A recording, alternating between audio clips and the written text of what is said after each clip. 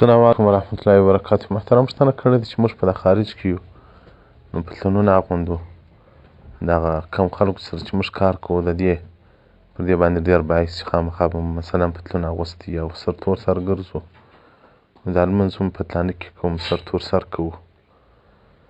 محترمه دا مسله موږ مخکې هم واضح کړه چې موږ د شریعت پایبند یو. شریعت زموږ نه دی پایبند، موږ د شریعت پایبند یو.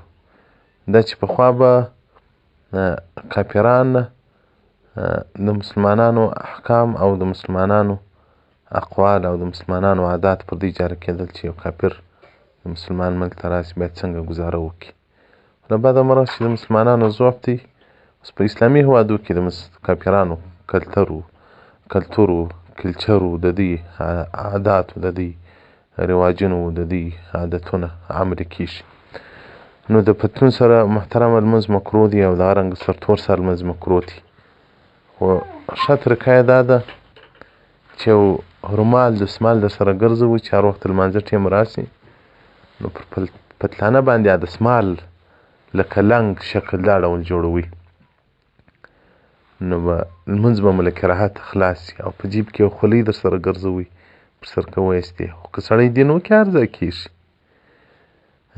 نو پتلون که ته دغه یې ونه پرېږدي. یو وخت ماته یو چا وویل چې په دا ایران کې مثلا چې کمیس و پرتوګ دې اغوستی دا پر درتوکې هم تکلیف هم درکوي، یعنې دونه تکالیف سړي ته لور کوي چې دا شیګان چې حد و نهایت نه لري.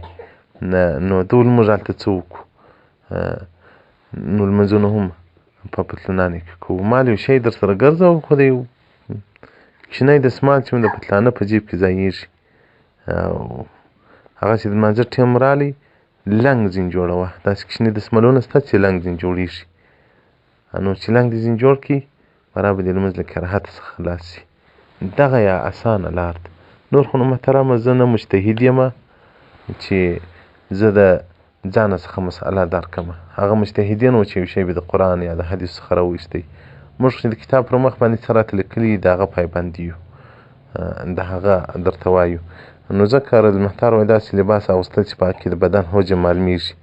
نو په دا پتلانه کې خو ګوره د حجم بیخي د غټو ادمو حجم معلومیږي. نو د داسې شي سره چې په هغه کې د عورت حجم معلومیږي نو وایي په هغه کې لمونځ مکروه دی، استعمال مکروه دی. رد المحتار جلد اول صفحه 410 کتاب الصلات باب شروط الصلات مطلب په نظر الى وجه الامرد. او دغه رنګه رد المحتار جلد 5 کتاب الحجر والاباحه فصل په نظر کې دې ته مفصل بحث ورکړی ده. نو محترمه کوشش وکړئ چې دا کومه طریقه ما درته وړاندې کړله پر دغه طریقه باندې عمل وکړئ. والسلام علیکم ورحمت الله وبرکاته.